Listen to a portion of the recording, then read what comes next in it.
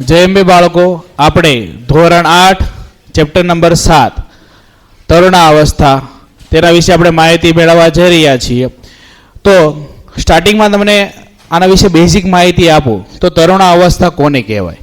આમ આપણે જોઈએ તો તરુણાવસ્થા કે એવી અવસ્થા કે એક ઉંમર આવ્યા પછી તમારા શરીરમાં એવા શારીરિક બદલાવ આવે છે જેના કારણે તમને એના વિશેની માહિતી અમુકને ખબર હોય છે, અમુકને ખબર નથી હોતી.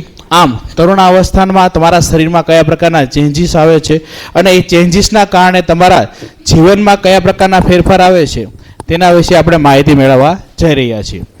તો તરુણાવસ્થામાં આપણે સૌથી પહેલો ટોપિક આવે છે યૌવનારંભ. હવે યૌવનારંભ કોને કહેવામાં આવે તો અહીં આપણે લખેલું છે કે મૂંઝોનું એક આખું ચિત્રણ દર્શાવેલું છે કે મૂંઝોની એક બર્થડે પાર્ટીમાં ઘણા બધા એના જે નાનપણના મિત્રો હતા તે નાનપણના મિત્રો આવ્યા હતા, પણ જ્યારે એની બહેન એ નાનપણના મિત્રોને જોવે છે જ્યારે તે નાના હતા ત્યારે એકદમ નાની ઉંમરના, એટલે કે એની હાઇટ કેવી હતી, ઓછી હતી.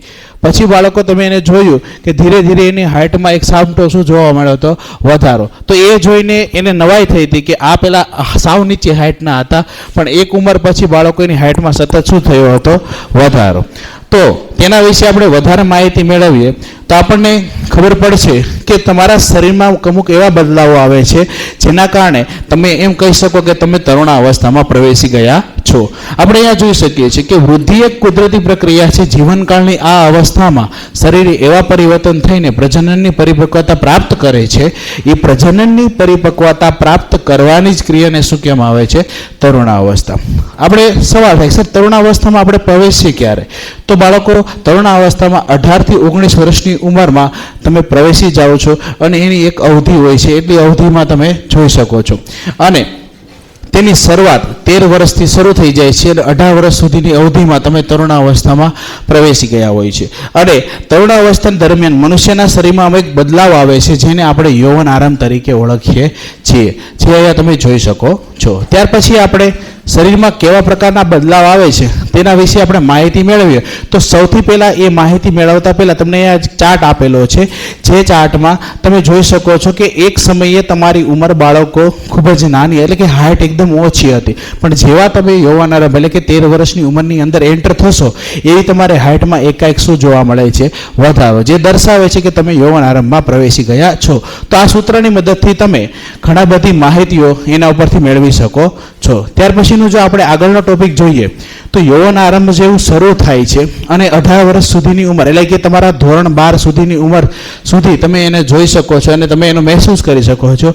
હવે તમને થાય કે સર આ યૌવન આરંભનો જે શરીરમાં ફેરફાર આવે છે એ ફેરફારમાં કોનો કોનો સમાવેશ છે? તો સૌથી પહેલું આવે છે તમારી સામે શારીરિક આકારમાં બદલાવ. હવે તમને થાય કે સર શારીરિક આકારમાં બદલાવ કેવા પ્રકારનો? તો એક સિમ્પલ એક્ઝામ્પલ તમને હું આપું તો જે બાળકો 13 વર્ષની ઉંમરમાં કે છોકરી કે છોકરો જેવા પ્રવેશે છે એવો સૌથી પહેલો ડિફરન્સ એને એ જોવા મળે છે કે પુરુષોને જે છાતીનો ઉપરનો ભાગ છે એની પહોળાઈમાં શું થાય છે, વધારો. બીજું કે સ્ત્રીઓના જે કમરથી નીચેનો ભાગ છે એમાં પણ શું થાય છે, વધારો. એની સાથે સાથે બંને સ્ત્રી અને પુરુષ એટલે કે આપણે એમ કહીએ છીએ કે છોકરા કે છોકરી બંનેમાં કોમન જે ફેરફાર જોવા મળે છે એ ફેરફાર છે એની હાઇટમાં વધારો. તમે જોયા હશે કે 3જા 4થામાં ભણવાવાળા બાળકો એકદમ નીચી હાઇટના હોય, પણ જેવો એ યૌવન આરંભમાં એટલે કે 13 વર્ષની ઉંમરમાં પ્રવેશે છે એવું જ બાળકો એના એ હાઇટમાં એકાએક ખૂબ જ મોટો વધારો જોવા મળે છે. ત્યાર પછીનો બીજો ટોપિક એ આવે છે કે અવાજમાં બદલાવ. હવે તમને થાય સર અવાજમાં બદલાવ?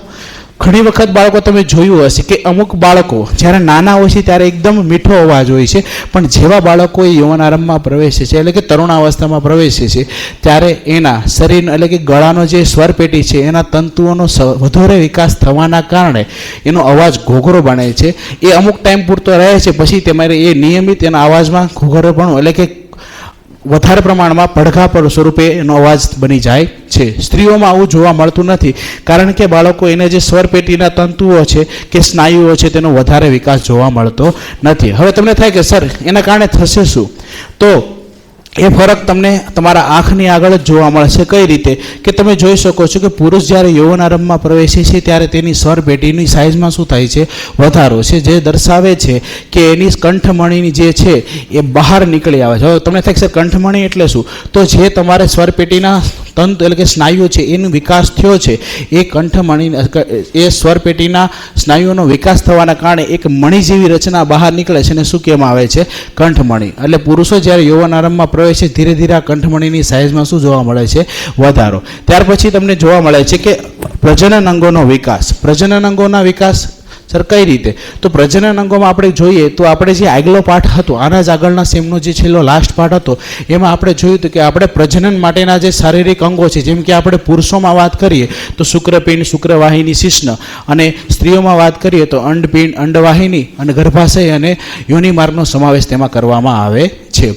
આમ તો સર પ્રજનન અંગોની વિકાસ એટલે શું? તો પ્રજનન અંગોનો વિકાસ એ રીતે કે જે અંડપિંડ છે એ અંડપિંડમાંથી અમુક સમય પછી બાળકો અંડકોષ ઉત્પન્ન થાય છે, અને પુરુષોમાં જે શુક્રપિંડ છે એમાંથી અમુક સમય પછી શુક્રપિંડો ઉત્પન્ન થવાનું, શુક્રકોષો ઉત્પન્ન થવાનું શું થઈ જાય છે? શરૂઆત થઈ જાય છે. આમ આના ઉપરથી આપણે એમ કહી શકીએ કે પ્રજનન અંગોનો જેવો વિકાસ થાય એટલે તમે સમજી શકો છો કે તમે યૌવન આરંભમાં પ્રવેશી ગયા છો. તેની સિવાયને આપણે હજી એક માહિતી મેળવીએ તો પરસ્વેદ અને તેલી ગ્રંથિનું શું જોવા મળે છે?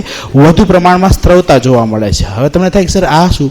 તો આપણે સમજીએ કે આપણે એક ઉંમર સુધી આપણને બહુ વધારે પરસેવો થતો નથી. આપણે કાંઈક બહાર રમવા જઈએ છીએ ત્યારે આપણને પરસેવો થાય છે, પણ ક્યારે તમે બેઠા હોય ને તમને પરસેવાના કારણે તમારી સ્કિન ક્યારે ઓઇલી લાગતી નથી. પણ જેવું તમે યૌવન આરંભમાં પ્રવેશો છો એવું તમારા શરીરમાં પરસ્વેદ ગ્રંથિનું પ્રમાણ વધી જાય છે, જેના કારણે શું થાય છે કે તમારી સ્કિન ઉપર જે તેલ છે એની માત્રા વધી જાય છે, જેનાથી તમને ખીલનો પણ રોગ થઈ શકે છે. એ ખીલ આપણે એમ ગણીએ તો પરમિનેન્ટ સોલ્યુશન છે કે તમે તમારા મોઢાને ક્લીન કરતા રહેશો તો ખીલની માત્રા વધારે થતી નથી. આમ ખીલ પણ એક યૌવન આરંભ સાથે થતો એક ફેરફાર છે. બીજું તમને એ કીધું છે માનસિક, બૌદ્ધિક અને સંવેદનાત્મક પરિવર્તન. હવે માનસિક રીતે એટલે શું?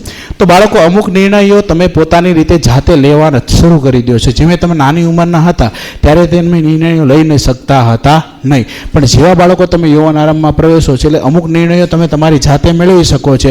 એમાં તમારા મમ્મી પપ્પાના નિર્ણય, હા એની પાસે સલાહ લેવા જાઓ છો, પણ એને લગતા યોગ્ય નિર્ણય તમે તમારી જાતે લઈ શકો છો. એની પછીનું જે બીજું છે એ તમને બૌદ્ધિક વિકાસ. બૌદ્ધિક વિકાસ એટલે આપણે એમ ગણીએ કે સિનિયર જન્મમાં આપણે ભણતા એટલે કે બાળપણમાં આપણે જ્યારે ગણિતના દાખલા ગણતા ત્યારે આપણે ગુણાકાર, ભાગાકાર દાખલા ગણવામાં પણ આપણે બહુ જ મુશ્કેલી પડતી હતી. પણ જેવા તમે યૌવન આરંભમાં પ્રવેશો એટલે કે આમ તો ગણીએ કે જેમ ભણતર વધતું જાય છે એમ તમને બાળકો તમારા બુદ્ધિમાં વિકાસ થાય છે. એટલે તમને જે ગુણાકાર, ભાગાકારના દાખલા તમે નાના હતા ત્યારે તમને પ્રોબ્લેમ આવતી હતી એ હવે તમને સહેજ પણ પ્રોબ્લેમ નથી આવતી અને તમે તરત જ દાખલાને ક્વિકલી ગણી શકો છો. ત્યાર પછી આપણે જોઈએ તો સંવેદનાત્મક. સંવેદનાત્મક એટલે કે તમે ઘણી વખત કેવું થાય છે કે પહેલાંના સમયમાં આપણે જ્યારે નાના હોઈએ છીએ ત્યારે તમને ગમે તે કપડાં પહેર્યા, મમ્મી તે ગમે તે કપડાં, લાલ, પીળા, લીલા ગમે એવા કપડાં પહેરાવે તો તમે પહેરી લ્યો છો. પણ જેવા તમે યૌવન આરંભ એટલે કે તમને બાજુના સમાજમાં રહેવાના અમુક લક્ષણો તમારા શરીરમાં જોવા મળે છે,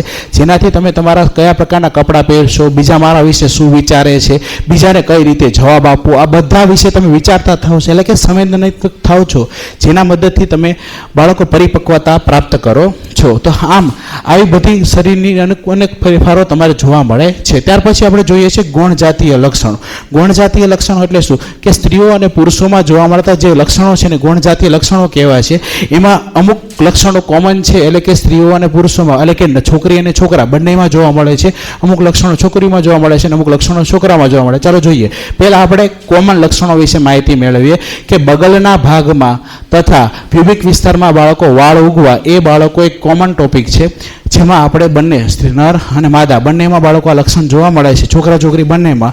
અને જે ડિફરન્સ છે એમાં આપણે એ રીતે કહી શકીએ કે સ્ત્રીઓમાં એટલે કે છોકરીઓમાં સ્તન ગ્રંથિનો વિકાસ થવો, દૂધ સ્ત્રવી ગ્રંથિનો સ્ત્રાવ થવો, આ બધી બાબતો એમાં જોવા મળે છે. તથા એની સિવાય આપણે કહીએ તો પુરુષોમાં તમે જે છાતીને ઉપરના ભાગ ઉપર વાળ આવવા, દાઢી મૂછ આવી, આ બધા બાળકો ગૌણ જાતીય લક્ષણોમાં તેનો સમાવેશ કરવામાં આવે છે. આમ એની સિવાયના ઘણા બધા એવા લક્ષણો છે કે જે લક્ષણો તમારા અંતઃસ્ત્રાવી ગ્રંથિઓ મારફતે આવે છે, જે તમારા શરીરમાં ઉત્પન્ન થાય છે. તો તમને સવાલ થાય સર અંતઃસ્ત્રાવી ગ્રંથિ એટલે કેવી ગ્રંથિ? તો અંતઃસ્ત્રાવી ગ્રંથિ એટલે કે એવા પ્રકારની ગ્રંથિ કે જે તમારા શરીરમાં આવેલી હોય છે પણ એને વહેવા માટે કોઈ પણ પ્રકારની નલિકામય રચના હોતી નથી. હવે તમને સવાલ થાય સર નલિકામય રચના ન હોય એટલે? તો નલિકામય રચના નથી એટલે કે માનો આપણે કેમ આપણે મૂત્રપિંડમાંથી મૂત્રને મૂત્રાશયમાં લઈ જવું હોય તો મૂત્રવાહિનીનો ઉપયોગ થાય છે, જેના મદદથી એક જગ્યાએથી બીજી જગ્યાએ કોઈ પણ સ્ત્રાવ આપણે વહન કરી શકીએ, મૂત્રનું વહન કરી શકીએ છીએ. પણ અંતઃસ્ત્રાવી ગ્રંથિમાં આવા કોઈ પણ પ્રકારની વાહિનીનું આવેલી હોતી નથી, જેના મદદથી તમે એને એક જગ્યાએથી બીજી જગ્યાએ પૈસા પોગાડી શકો. પણ તમને થાય કે સર તો એનું વહન થાય કઈ રીતે?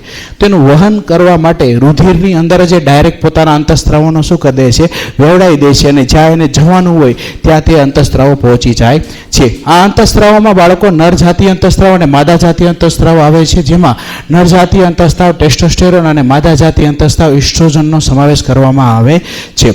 ચાલો હવે આપણે આગળ જોઈએ છીએ કે આ પ્રજનન ક્રિયાની શરૂઆતમાં અંતઃસ્ત્રાવનો ફાળો શું છે તેના વિશે આપણે માહિતી મેળવીએ. તો એ બાળકો તમે તીરવાઇઝ સમજો કે પિટ્યુટરી ગ્રંથિમાંથી સ્રવતી અંતઃસ્ત્રાવી ગ્રંથિ પ્રજનન અંગો ટેસ્ટોસ્ટેરોન અને ઇસ્ટ્રોજન ઉત્પન્ન કરવા માટે પ્રેરિત કરે છે. હવે તમને થાય કે સર આ હું, તો બાળકો આપણે અહીં જે પિટ્યુટરી ગ્રંથિ કીધેલી છે એ પિટ્યુટરી ગ્રંથિ તમારા મગજના અંદરના ભાગમાં જોવા મળે છે. પિટ્યુટરી ગ્રંથિ દ્વારા એક અંતઃસ્ત્રાવ ઉત્પન્ન થાય છે. એ અંતઃસ્ત્રાવ વહેતો વહેતો વહેતો તમારા શુક્રપિંડની અંદર આવે છે અને તેમાંથી ટેસ્ટોસ્ટેરોન ઉત્પન્ન કરવા માટેનો સંદેશાનું વહન કરે છે, અને આપણે સ્ત્રીઓમાં અંડપિંડમાં તે પ્રવેશીને ઇસ્ટ્રોજન ઉત્પન્ન કરવા માટેનો પ્રેરણા આપે છે. એટલે આપણે એમ કહી શકીએ કે એક પ્રકારનો ઓર્ડર આપે છે.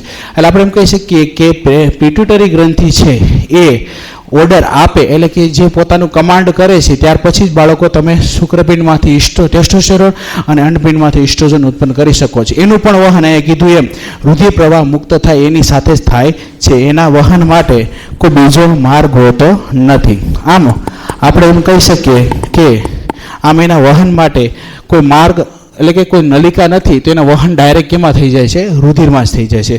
ત્યાર પછી તમને બાળકો માહિતી આપેલી છે મનુષ્યના પ્રજનન કાળની અવધિ. હવે તમને થાય કે સર આ યૌવન આરામ શરૂ થયો પછી જે અંડકોષ અને શુક્રકોષ ઉત્પન્ન થાય છે એ શું ઉત્પન્ન થયા જ કરે છે? નહીં, એની પણ એક લિમિટેશન હોય છે. જેમ કે એક્ઝામ્પલ તરીકે આપણે પુરુષોનું લઈએ તો પુરુષો જન્મે ત્યારથી બાળકો જ્યારે તે યૌવન આરામમાં પ્રવેશે ત્યાર પછી એના શુક્રપિંડમાંથી શુક્રકોષ ઉત્પન્ન થવાનું શરૂ થાય છે. એ બાળકો એને આજીવન અમુક સમય સુધી ચાલે છે, પછી બાળકો બંધ થઈ શકે છે. પણ સ્ત્રીઓમાં આવું હોતું નથી. સ્ત્રીઓનું તમે ગણો તો બાળકો જે આપણે એની સ્ટાર્ટિંગની જે યૌવન આરંભની ઉંમર છે એ ઉંમરના સ્ટાર્ટિંગના પછી ત્યાર પછી તે 50 થી 45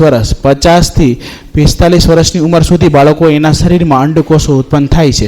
હવે એનું એક એક્ઝામ્પલ તરીકે આપણે એના વિશે માહિતી મેળવતા હોય તો એમાં ઋતુસ્ત્રાવ વિશેની માહિતી આવે છે, જેમાં તમે કહી શકો છો કે તમને ખબર હશે કે સ્ત્રીઓમાં 2 અંડપિંડ આવેલા હોય છે. બંને અંડપિંડમાંથી હર એક મહિને એટલે કે 28 થી 30 દિવસના અંતરાલે એક અંડકોષ ઉત્પન્ન થાય છે. જે અંડકોષના કારણે તેનું ગર્ભાશયની જે દિવાલ હોય છે એ ગર્ભાશયની દિવાલ બાળકના નિર્માણ માટે એક રુધિરનું પડ બનાવે છે. એ રુધિરનું પડ જો બાળકો ફલન ન થાય, હવે ફલન વિશે મેં આગલા ચેપ્ટરમાં સમજાવેલું હતું કે જ્યારે શુક્રકોષ યોનિ માર્ગ દ્વારા અંદર પ્રવેશે છે ત્યારે શુક્રકોષ અને અંડકોષની વચ્ચે ફલન થઈને નવા કોષ એટલે કે યુગ્મનજનું નિર્માણ થાય છે. એ યુગ્મનજનું નિર્માણ ન થતાં એ કોષ જ્યારે આવું કોઈ પણ પ્રકારનો શુક્રકોષ શરીરમાં પ્રવેશતો નથી ત્યારે તે અંડકોષનું ફલન થતું નથી, જેના કારણે એ જે ગર્ભાશયની અંદર જે રુધિરની દિવાલ બનેલી હોય છે એ તૂટવા લાગે છે અને આ તૂટીને બાળકો રુધિર યોનિમાર્ગ દ્વારા બહાર નીકળી જાય છે. તો આ જ ક્રિયાને બાળકો રજોસ્ત્રાવ તરીકે ઓળખવામાં આવે છે અને આપણે એને ઋતુસ્ત્રાવ તરીકે પણ ઓળખીએ છીએ. અને સૌથી પહેલો જે રજોસ્ત્રાવ એટલે કે ઋતુસ્ત્રાવ આવે છે તેને આપણે રજોદર્શન કહીએ છીએ. અને 45 થી 50 વર્ષની ઉંમરના અંતરાલે જે લાસ્ટ રજોસ્ત્રાવ એટલે કે માસિક સ્ત્રાવ આવે છે એને આપણે શું કહીએ છીએ, રજો નિવૃત્તિ તરીકે ઓળખીએ છીએ. ત્યાર પછી બાળકો સંતતિનું વિશે માહિતી આપેલી છે કે સંતતિનું લિંગ નિશ્ચયન કઈ રીતે થાય છે. સંતતિનું લિંગ નિશ્ચયન એટલે કઈ રીતે કે તમારા ગર્ભમાં બાળક કયું જન્મ છે એ પણ પૂર્ણ રીતે માતા પિતા ઉપર આધારિત હોય છે, કારણ કે એના શરીરમાંથી એ વસ્તુનો પ્રારંભ થયેલો હોય. આપણે એમ કહી શકીએ કે દરેક માતાના આમ કહીએ તો પુરુષોના શરીરમાં X અને Y રંગસૂત્ર હોય છે અને સ્ત્રીઓના શરીરમાં XX રંગસૂત્ર હોય છે. આ રંગસૂત્ર એટલે કે DNAની જે શૃંખલાઓ છે એમ તમારા શરીરમાં 23 જોડ રંગસૂત્ર હોય છે. એમાંની એક જોડ રંગસૂત્ર તમારા લિંગ નિશ્ચયન માટે જવાબદાર હોય છે. એમાંથી બાળકો સ્ત્રીઓમાંથી હંમેશા X જ રંગસૂત્ર આવે છે અને પુરુષોમાંથી જો X રંગસૂત્ર આવશે તો આપણે એમ કહી શકીએ કે એમાંથી ઉત્પન્ન થવાવાળો કોણ છે, સ્ત્રી અને એટલે કે છોકરી હશે. અને બીજું કે જો પુરુષો પાસેથી વાય રંગસૂત્ર આવે છે અને સ્ત્રી પાસેથી એક્સ રંગસૂત્ર આવે છે, તો ઉત્પન્ન થવાવાળું કોણ હશે? છોકરો હશે. રેડી? આ છોકરી હશે અને આ છોકરો. એટલે આપણે એમ કહી શકીએ કે લિંગ નિશ્ચયનો આમ ગણીએ તો સંપૂર્ણ આધાર પુરુષોના જ રંગસૂત્ર ઉપર રહેલો હોય છે. શું કામ? કારણ કે એના જ રંગસૂત્રની મદદથી એક્સ અને વાય રંગસૂત્ર એના શરીરની આગળની સંતતિને આવે છે. એટલે આપણે એમ કહી શકીએ કે આપણે ક્યારેય સ્ત્રીઓને એના બાબતે આપણે કહી શકતા નથી કે છોકરો કે છોકરી એ થવા માટે હંમેશા કોણ જવાબદાર હોય છે? પુરુષો જવાબદાર હોય છે. ત્યાર પછી બાળકો લિંગી અંતઃસ્ત્રાવના સિવાયના અન્ય અંતઃસ્ત્રાવ વિશે આપણે માહિતી મેળવતા હોય તેમાં આપણે જોઈ શકીએ છીએ કે આપણા શરીરમાં ઘણી બધી અંતઃસ્ત્રાવી ગ્રંથિ આવેલી છે, જે તમે જોઈ શકો. સૌથી પહેલા અહીંયા આવે છે પિટ્યુટરી ગ્રંથિ, પછી આવે છે થાઇરોઇડ ગ્રંથિ, પછી એડ્રિનલ ગ્રંથિ, જે આપણા મૂત્રપિંડ એટલે કે કિડનીના ઉપરના ભાગમાં જોવા મળે છે.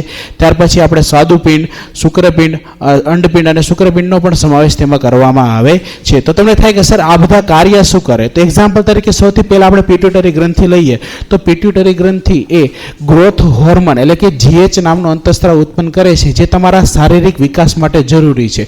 તો જે GH એટલે કે ગ્રોથ હોર્મોન અંતઃસ્ત્રાવ છે, જો વધારે ઉત્પન્ન થઈ જાય તો અમુક માણસોની હાઇટ 7 ફૂટ કરતાં પણ વધારે થઈ જાય છે, અને જો એ ગ્રોથ હોર્મોન ઓછો ઉત્પન્ન થાય તો બાળકો ઘણા માણસોની હાઇટ નીચી રહી જાય છે. બીજું કે આ જે પિટ્યુટરી ગ્રંથિ છે એ બધા જ ગ્રંથિઓનો બોસ કહી શકીએ. બોસ એટલે કે કોઈ પણ ગ્રંથિએ અંતઃસ્ત્રાવ ઉત્પન્ન કરવો હશે તો પિટ્યુટરી ગ્રંથિ દ્વારા એને સંદેશો મોકલવામાં આવે છે. ત્યાર પછી આપણે થાઇરોઇડ ગ્રંથિ વિશે માહિતી મેળવીએ છીએ. થાઇરોઇડ ગ્રંથિ એ ગળાના ભાગમાં જોવા મળતી ગ્રંથિ છે કે જે થાઇરોક્સિન નામનો અંતઃસ્ત્રાવ ઉત્પન્ન કરે છે. એ ઉત્પન્ન થવા માટે એના શરીરમાં એને આયોડિનની જરૂર પડે છે. તો આપણે આપણા શરીરમાં આયોડિનની માત્રા મીઠા દ્વારા પૂરી કરીએ છીએ. તો આપણે એમ કહી શકીએ કે જો આપણે મીઠું ખાઈએ છીએ અને આપણને આયોડિન મળે છે, જેના કારણે આપણી થાઇરોઇડ ગ્રંથિનો શું થાય છે? વિકાસ થાય છે, અને થાઇરોક્સિન નામનો અંતઃસ્ત્રાવ ઉત્પન્ન થાય છે. હવે આ જે થાઇરોક્સિન નામનો અંતઃસ્ત્રાવ ઉત્પન્ન થાય છે એમાં જો એ ટાઈમને ન ઉત્પન્ન થાય એટલે કે તમે આયોડિનયુક્ત મીઠું ન ખાઓ તો તમારા શરીરમાં ગોઈટર નામનો ખતરનાક રોગ થઈ શકે, જેમાં તમારા ગળાનો ભાગ શું થઈ જાય છે?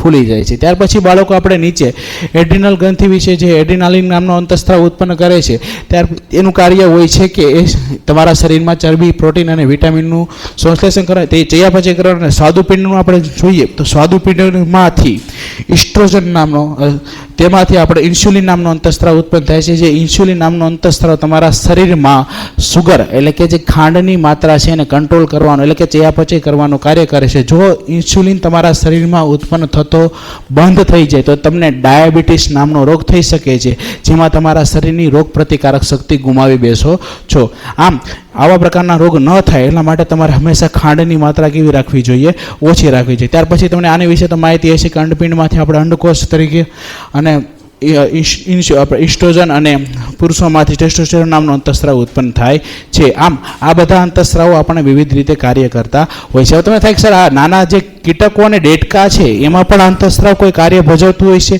હા, એમાં પણ એનો ખૂબ જ મોટો રોલ છે. આપણે એમ કહી શકીએ કે કીટકો અને પ્રાણીઓમાંથી એક એક્ઝામ્પલ લેવું તો આપણે ડેટકાનું એક્ઝામ્પલ લઈએ છીએ કે ડેટકામાં કાયાંતરણ માટે એના ગળામાં પણ થાઇરોઇડ નામની ગ્રંથિ હોય છે, જે થાઇરોક્સિન નામનું અંતઃસ્ત્રાવ ઉત્પન્ન કરે છે.